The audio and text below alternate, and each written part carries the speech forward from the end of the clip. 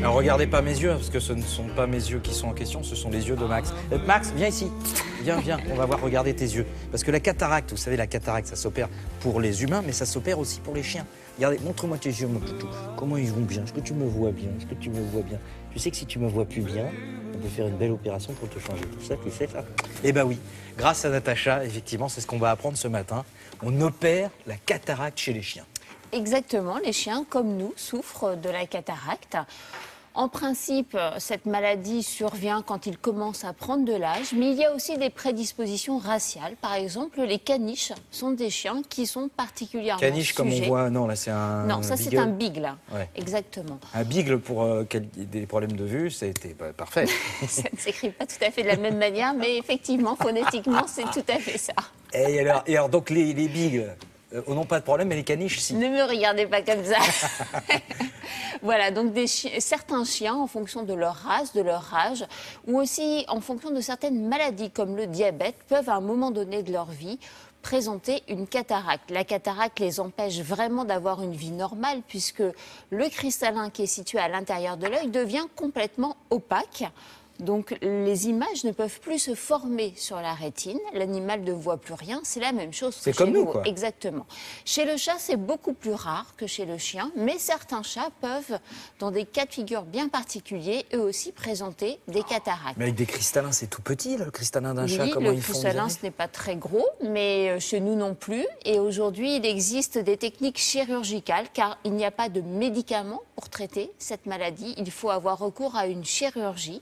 C'est effectivement, on va dire presque de la microchirurgie, puisqu'on va faire une micro-incision à l'intérieur de l'œil pour aller retirer ce cristallin opaque. On va peut-être pas rentrer dans les détails de... Mais vous allez voir, c'est finalement assez joli, parce que la structure, la structure de l'œil est très jolie à regarder. Oui. Et quand on voit que ces animaux retrouvent la vision, on le voit immédiatement, parce que d'un œil blanc bleuté, ils retrouvent juste après l'opération un œil totalement transparent. Attention, c'est des images qui peuvent choquer. C'est pas un chien andalou où carrément l'œil il est ciselé en deux, mais c'est quand même attention. Attention.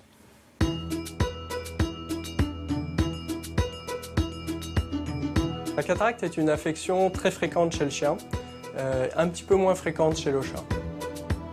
On considère qu'à peu près 3% à 10% des chiens sont atteints. Les caniches, par exemple, les yorks sont plus atteints, donc ce sont des races plus prédisposées. On atteint chez ces chiens à peu près 10% des cas. Les propriétaires, le plus fréquemment, notent deux choses. Déjà, un aspect blanc de la pupille, donc l'œil devient blanc et opaque. La deuxième chose qu'ils remarquent, c'est que le chien est très handicapé dans sa vie de tous les jours. Il ne voit plus, donc il se cogne très fréquemment, il a du mal à descendre les escaliers. Il change de vie, il devient comme un petit peu fatigué, donc on met ça sur le compte de l'âge. En fait, c'est parce qu'il a une baisse de la vision, donc il est très gêné dans sa vie. Les traitements actuels de la cataracte sont principalement chirurgicaux. Une sonde à ultrasons est insérée par un espace de 3 mm, donc une toute petite incision, qui va permettre au contact du cristallin de fragmenter le cristallin, un petit peu comme un marteau-piqueur, et dans le même temps d'aspirer, donc c'est un peu comme un aspirateur, cette sonde, aspirer les fragments pour les extraire à l'extérieur de l'œil, et pouvoir ensuite mettre la lentille artificielle. C'est un implant pliable, il se déploie à l'intérieur de l'œil, et voilà. On utilise maintenant chez l'animal, donc chez le chien, quasiment le même matériel que pour l'homme. Après cette chirurgie, le chien revoit en moyenne en quelques jours à une semaine à peu près, donc c'est assez rapide.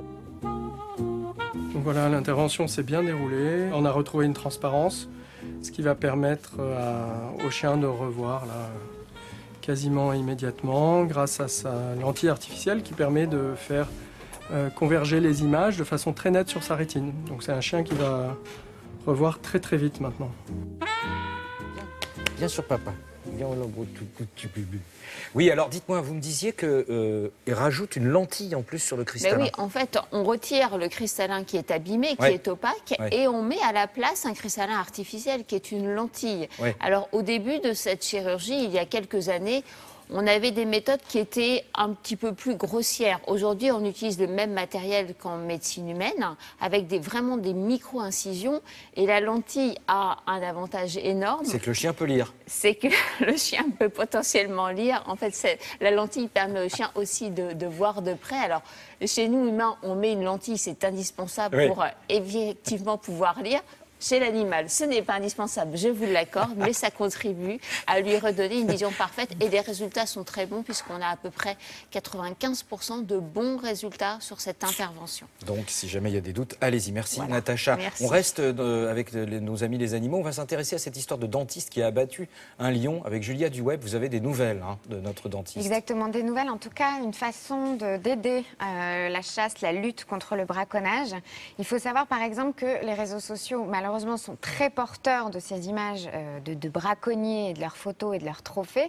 Mais les réseaux sociaux vont aussi aider à enrayer le problème. Par exemple, vous avez des sites par exemple qui vont des comptes Twitter associés là à une ONG. Ces comptes Twitter de ces éléphants. Alors par exemple, en les suivant sur Twitter, on va avoir un coup de projecteur braqué sur eux. On va faire connaître leur quotidien. On va alerter évidemment sur le braconnage et le faire connaître dans le monde entier.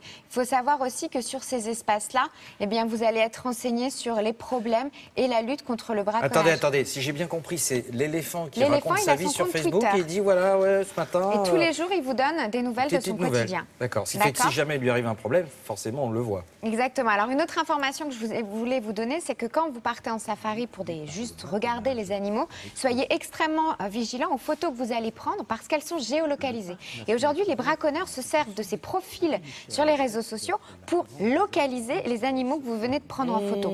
Donc, soyez extrêmement vigilants aussi. Ça, c'était l'appel sur le web. Et je voulais juste vous rappeler qu'il existe une plateforme sécurisée et anonyme dédié à la dénonciation des crimes contre la faune sauvage et dans les forêts et en savane. C'est une plateforme sur laquelle vous allez pouvoir dénoncer tous les gens qui ont des profils avec des photos, justement, exactement à l'image de ce Palmer qui prend des photos de tous ces trophées, extrêmement plébiscités par les chasseurs américains. C'est une star pour certains chasseurs là-bas, je tiens à le dire. Et donc ces gens-là, on peut les dénoncer quand on trouve des photos de cette manière sur cette plateforme. Eh bien, maintenant, on va passer à un tout autre sujet, puisqu'on va passer à la cuisine. Et puis là, dans la cuisine, les animaux, on les mange. Eh oui.